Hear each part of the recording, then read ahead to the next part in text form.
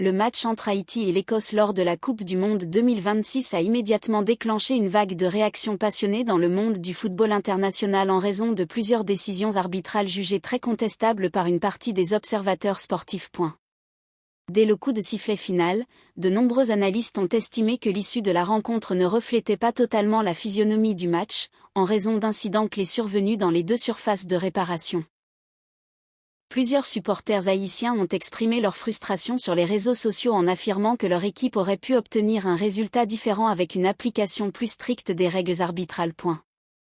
La défaite 1-0 des Grenadiers est ainsi devenue le point de départ d'un débat plus large sur l'utilisation de la VAR et la cohérence des décisions prises durant la rencontre.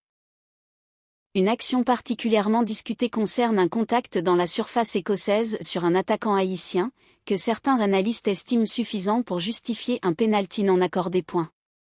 Cette séquence a été largement décortiquée par des anciens arbitres internationaux qui soulignent une possible erreur d'appréciation de l'arbitre central.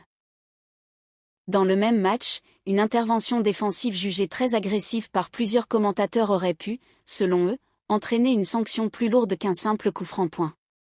Le fait que l'arbitre n'ait ni sifflé pénalty ni sorti de carton rouge sur ces actions a accentué le sentiment de frustration côté haïtien. Dans ce contexte de tension médiatique, le nom de Mustapha Gorbal a été évoqué en raison de son statut reconnu dans l'arbitrage mondial. L'arbitre algérien est en effet considéré comme l'un des officiels les plus expérimentés du continent africain, ayant dirigé plusieurs rencontres de haut niveau sous l'égide de la FIFA.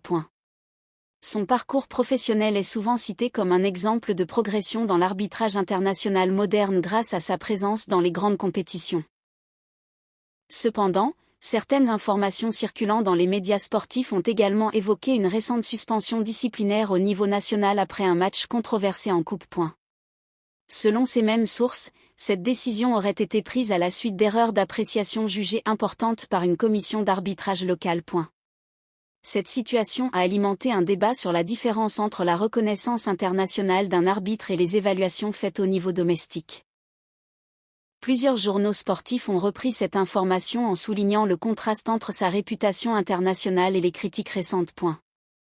Des médias africains spécialisés dans le football ont insisté sur le fait que les arbitres de haut niveau restent soumis à une pression constante et à une évaluation permanente.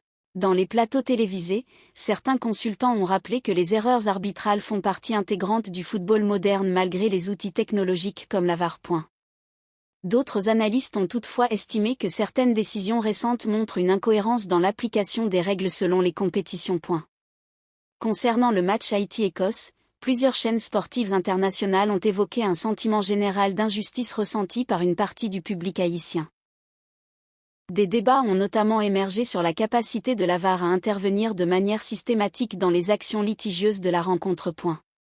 Certains journalistes mexicains, dont José Ramón Fernández, ont réagi en soulignant que plusieurs situations du match méritaient une explication approfondie des instances arbitrales. Selon lui, 2 potentiels pénaltys non sifflés et une action pouvant valoir carton rouge auraient pu changer complètement le scénario du match. Ces déclarations ont rapidement circulé dans les médias latino-américains, renforçant la polémique autour de la rencontre. Des médias européens ont également repris ces analyses en évoquant un match marqué par des décisions arbitrales difficiles à comprendre. RMC Sport a notamment relayé l'idée que certaines situations auraient pu désavantager Haïti, alimentant ainsi le débat sur l'équité de l'arbitrage. Dans les discussions en ligne, les supporters ont comparé cette rencontre à d'autres matchs de grandes compétitions où la VAR a été fortement critiquée. La question de la transparence des décisions arbitrales est devenue centrale dans les débats post-match.